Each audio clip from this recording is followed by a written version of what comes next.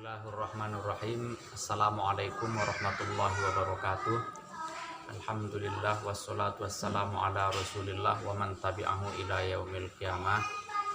Subhanaka la ilma lana illa ma 'allamtana innaka antal alimul hakim. Hasbunallahu wa ni'mal wakil, ni'mal maula wa ni'man nasir, wa la haula wa la quwata illa billahil aliyil azim. Adik-adik saya yang di kelas SI Akhlak Tasawuf, maka pada kesempatan ini saya coba antarkan perkuliahan kita tentang peristilahan maqam dan ahwal, ataupun ada sebagian menyebutkannya dengan maqamat dan ahwal. Sebagian istilah dipakai dengan maqamat dan ahwal, itu tidak ada menjadi masalah. Baik pembicaraan di dalam tasawuf itu tidak akan terlepas dari pembicaraan masalah derajat atau tingkatan seseorang kepada Tuhannya. Maknanya di dalam tasawuf itu akan ada yang namanya pembicaraan derajat seseorang, hubungan kedekatannya kepada Tuhan. Maka untuk itu tingkatan-tingkatan ini dibuatlah dengan sebuah istilah maqam atau maqamat sebagai jamaknya.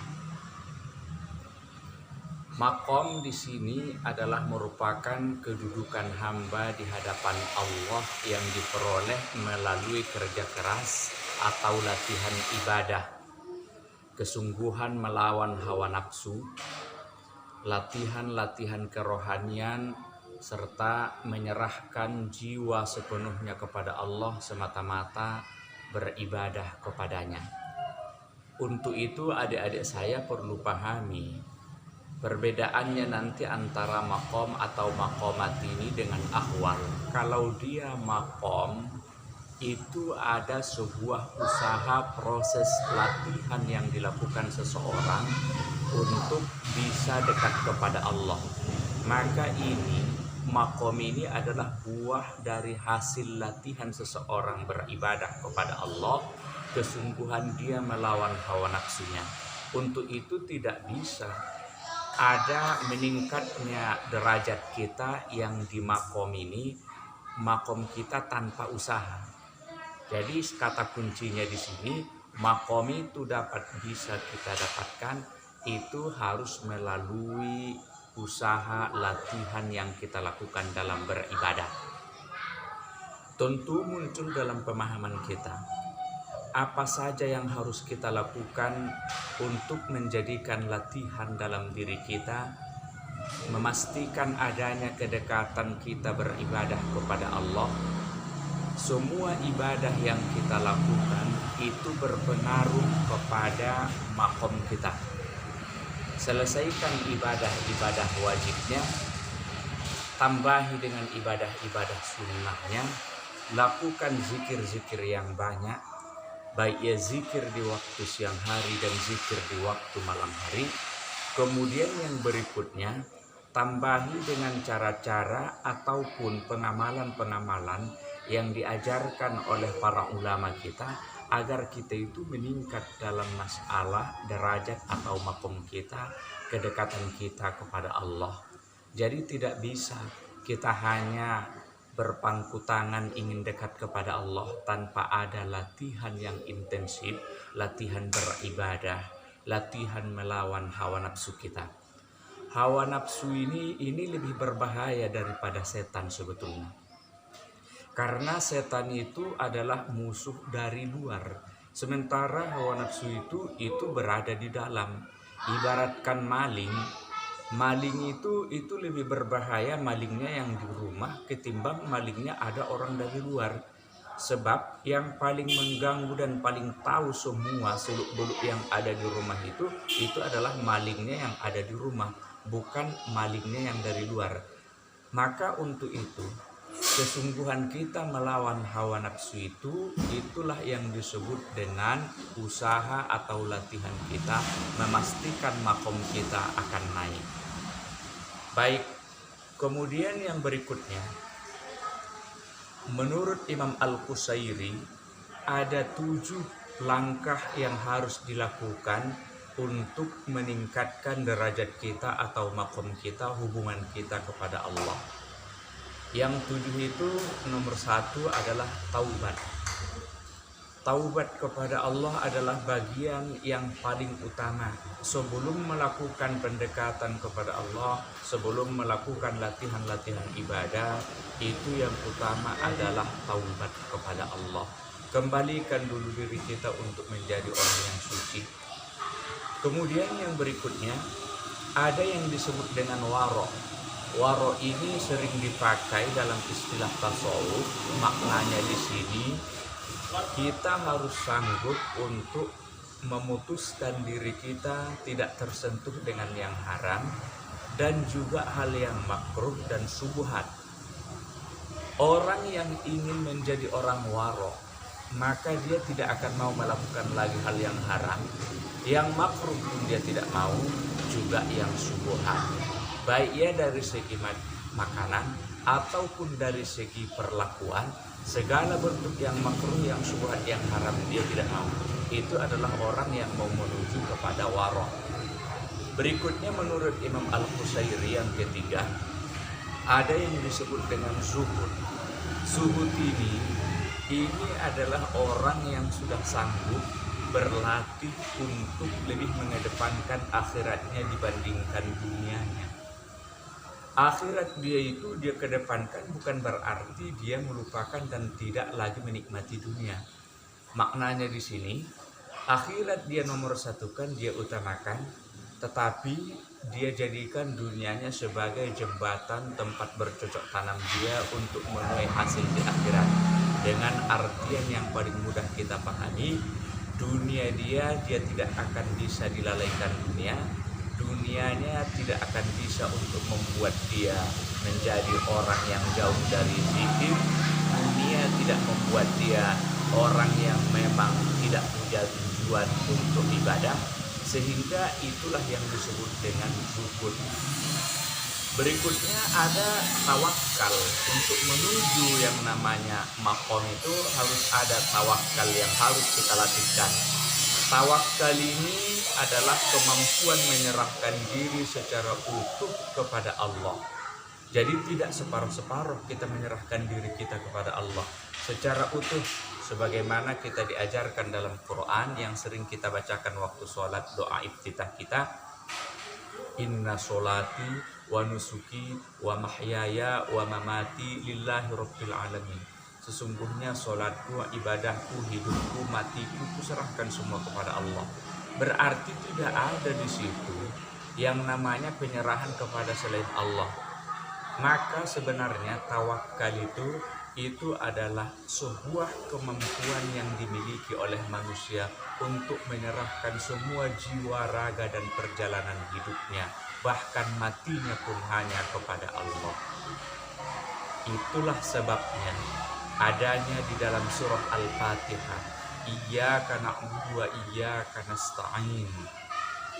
Hanya kepadamulah kami menyembah dan hanya kepadamulah kami memohon pertolongan.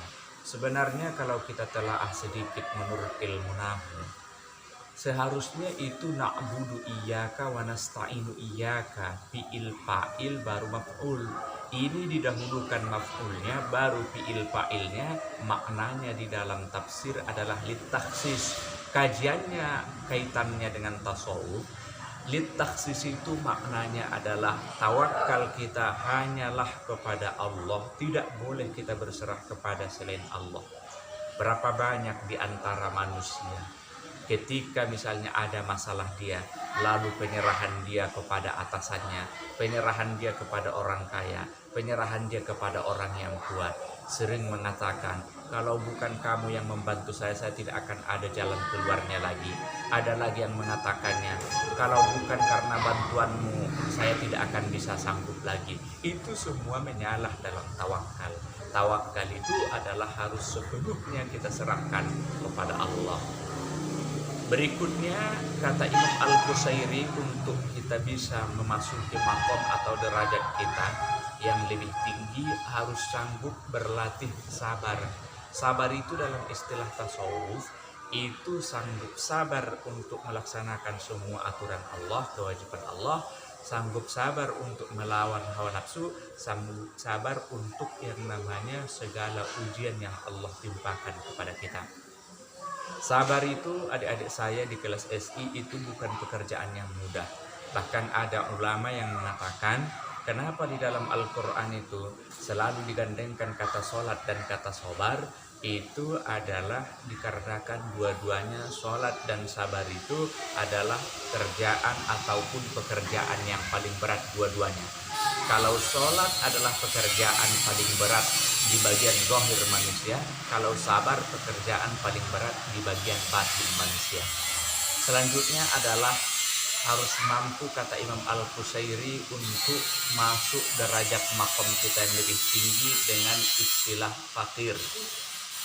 Kita kalau mau memasuki derajat yang lebih tinggi, itu harus sanggup memasuki diri kita ataupun berlatih untuk menjadi fakir. Antumul fuqara'u ilallah. Fakir itu tidak punya kekuatan apa-apa di hadapan Allah. Jadi jangan bawa kekuatan kita di hadapan Allah. Kita tidak akan naik nanti makomnya kalau kita punya kekuatan di hadapan Allah. Ada sebagian orang merasa punya kekuatan disebabkan ibadah dia. Ada sebagian orang merasa punya kekuatan disebabkan keturunan dia. Ada sebagian orang punya kekuatan merasa disebabkan ilmu pengetahuannya. Ada sebagian orang merasa punya kekuatan disebabkan rupa yang dia miliki dan harta yang dia miliki. Itu semua menghalang manusia untuk naik ke derajat ataupun makom yang lebih tinggi. Karena dengan adanya pemahaman ataupun merasa punya kekuatan dengan ibadah, muncul dengan ibadahnya kesombongan. Punya kekuatan dengan ilmu pengetahuan, muncul dengan ilmu pengetahuannya kesombongan. Punya kekuatan melalui keturunan, muncul melalui keturunan kesombongan, dan lain-lain sebagainya. Terakhir, ada yang disebut dengan ridho. Ridho ini di dalam tasawuf adalah sebagai puncak di dalam tasawuf itu keridhoan seorang hamba. Makanya kalau mau meningkat makom kita, derajat kita di dalam tasawuf, haruslah kita berlatih yang disebut dengan keridhoan. Apapun yang Allah berikan, Allah timpakan kepada kita.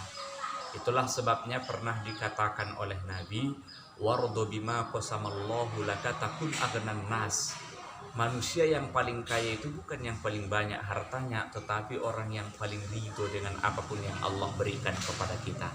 Jadi keridhoan itu adalah merupakan sebuah usaha yang harus dilakukan oleh manusia untuk merasa senang dengan apapun yang Allah berikan kepada kita. Dengan keridhoanlah muncul nanti rasa bersyukur kepada Allah. Dengan keridhoanlah tidak merasa kurang. Dengan keridhoanlah kita merasa bahagia dan tentram.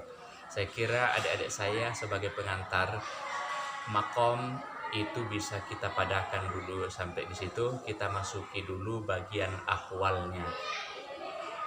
Ahwal ini juga merupakan pasangan yang sering digandengkan di dalam tasawuf. Kalau kita lihat ahwal ini adalah suatu kondisi jiwa yang diperoleh melalui kesucian jiwa dan merupakan anugerah Allah, bukan sesuatu yang diusahakan oleh manusia. Di sini ada muncul perbedaan sedikit, bahwa kalau dia makom tadi kata kuncinya ada di situ usaha kita untuk beribadah, melatih diri kita beribadah. Tapi kalau dia makom ahwal ini, kalau dia ahwal ini adalah merupakan anugerah Allah yang diberikan kepada kita, sehingga muncullah suatu kondisi jiwa kita, kondisi jiwa yang suci. Lalu kemudian yang berikutnya, ini adalah anugerah Allah. Tentu kalau kita runtut, meskipun kita katakan ini tanpa usaha kita, hanyalah meminta dari anugerah Allah ataupun pemberian Allah, tentu Allah yang maha mengetahui memberikan sesuatu yang terbaik kepada kita, ada korelasinya, hubungannya dengan amalan pekerjaan yang kita lakukan sebelumnya. Jadi tentunya tidak terlepas juga dengan apa yang kita lakukan sebelumnya dan apa yang akan diberikan Allah sebagai anugerah kepada kita. Baik di dalam ahwal ini, yang paling menonjol ada yang istilahnya dengan muraqabah. Muraqabah itu di dalam tasawuf kita harus selalu merasa ada dalam pengawasan Allah. Makanya orang yang sudah merasa terus siang dan malam dalam setiap geraknya ada pengawasan Allah, itu disebut dengan muraqabah. Disitulah kesempatan dia akan meningkat derajat dia atau kedekatannya dengan Allah.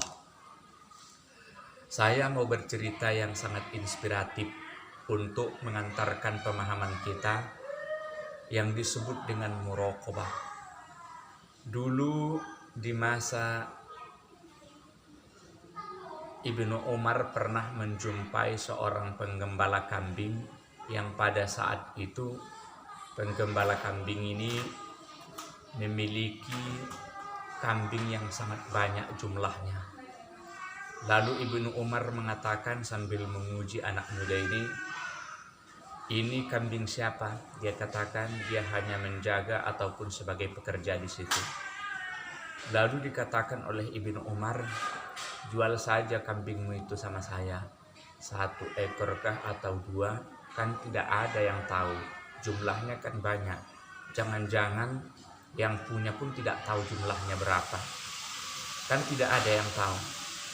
Maka jawab penggembala kambing itu, karena dia selalu merasa diawasi oleh Allah. Dia ada muraqabah di dalam diri dia. Maka dia katakan, fa'ainallah. Jadi Allah di mana? Katanya kepada Ibnu Umar. Itu yang disebut dengan muraqabah, sudah merasa selalu ada dalam pengawasan Allah. Kapan manusia berdosa, kapan manusia mau durhaka, kapan manusia mau menipu, kapan manusia mau menzalimi orang lain. Karena dia merasa dan tidak ada perasaan muraqabah, diawasi oleh Allah. Kalau ada dia merasa diawasi oleh Allah, maka dia tidak akan mau untuk melakukan yang namanya kesalahan atau sebuah dosa. Kemudian ada juga seorang murid kesayangan dari seorang ulama. Lalu keberatan protes murid yang lain. Kenapa dia menjadi kesayangan? Dikatakan oleh guru itu, dia punya perbedaan dengan kamu semua. Apa perbedaan dia dengan kami semua? Maka diuji oleh sang guru untuk menyuruh memotong ayam di tempat yang tidak ada siapapun yang tahu. Lalu semua muridnya membawa ayam tersebut dan memotong masing-masing ayamnya dan menghadirkannya kembali kepada sang guru. Ada yang mengatakan memotong ayam di tempat yang sangat sunyi, di tempat A, di tempat B, di tempat C, dan lain sebagainya. Seorang murid yang menjadi murid kesayangan ini tidak jadi memotongnya dan mengantarkan kembali kepada sang gurunya ayam yang masih belum dipotong. Maka ketika ditanya, kenapa dia murid kesayangan, kenapa kamu tidak memotongnya? Jawaban dia, saya tidak menjumpai yang tidak ada mengetahuinya siapapun yang dipesankan oleh guru saya. Karena kemanapun saya pergi, saya meyakini Allah ada melihat dan mengawasi saya di situ. Itulah yang disebut dengan muraqabah. Kemudian kalau kita lihat muraqabah ini sangatlah berpengaruh dalam hidup manusia jika memang manusianya sanggup menghadirkan pengawasan Allah di setiap pergerakan dan perjalanan hidupnya. Adik-adik saya yang di kelas SI, itu dulu yang kita bisa sampaikan pada kesempatan kuliah kita hari ini. Silahkan dipelajari lebih lanjut di pembelajaran e-learning kita, dan tugas-tugas makalahnya, diskusinya itu silahkan dilanjutkan. Sekedar pengantar kita padakan sampai di sini. Wallahu a'lam bishawab. Wassalamualaikum warahmatullahi wabarakatuh.